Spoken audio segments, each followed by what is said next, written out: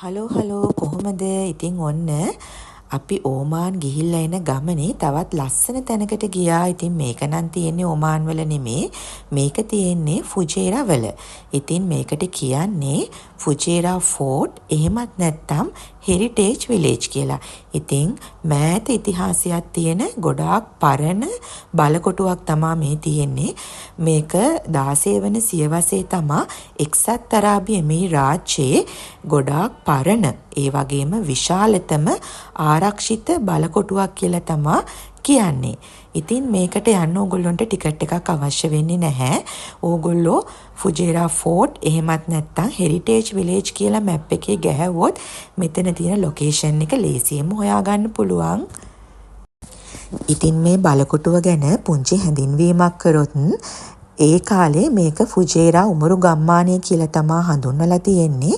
ඉතින් කලාපයේ පුරාණ සංචාරක කෘෂිකාර්මික සහ වෙරළබඩ ජීවන රටාව සංස්කරණය කරලා හදපු ජීවන කෞතුකාගාරයක් කියලා තමා මෑත කාලේ මේක හඳුන්වන්නේ. ඉතින් ගොඩාක් මෑත ඉතිහාසයක් තියෙන බලකොටුවක් තමා මේක. ක්‍රිස්තු වර්ෂ 1500 කාලේ පෘතුගීසීන් විසින් අත්පත් කරගත්තු බලකොටුවක් තමා මේ ෆුජේරා බලකොටුව.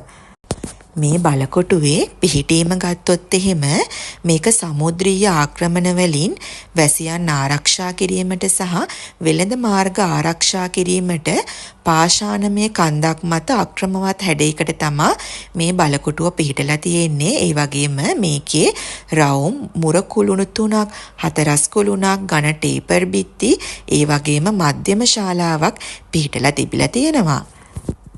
ඉතින් මේ බලකොටුව පාලක අල්ෂාර්කී පවුල සඳහා හමුදා බලකොටුවක් වගේම වාසස්ථානයක් ලෙසත් ඒ කාලේ මේක අරගෙන තිබිලා තියෙනවා. 1808 1810 කාලේ වහබිත්ස්වරුන් කියන ජන කොට්ටාසයක් විසින් මේක අත්පත් කරගෙන තියෙනවා. ඒ වගේම 1925 වෙද්දී බ්‍රිතාන්‍ය නාවික හමුදාව දැඩි ලෙස මේ බලකොටුව විනාශයට පත් කරලා තිබෙනවා. ඉතින් මම ඔයාලට කිව්වා මේ බලකොටුවට උරුම ගම්මානය කියලාත් හඳුන්වනවා කියලා.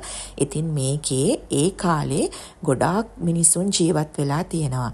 ඉතින් මෙයාලගේ කෘෂිකාර්මික ජීවිතය, ඒ වගේම මෙයාලා මුහුදු යන ජීවිත, ඒ වගේ අය තමා මේගොල්ලොන්ගේ කියන්නේ රස්සාව විදිහට තිබිලා තියෙන ඒ කාලේ වගේ දේවල්. ඉතින් ක්‍රිස්තු වර්ෂ 20 වන සියවසේදී මේ බලකොටුව සම්පූර්ණයෙන්ම නැවතත් ප්‍රතිසංස්කරණය කරලා තියෙනවා.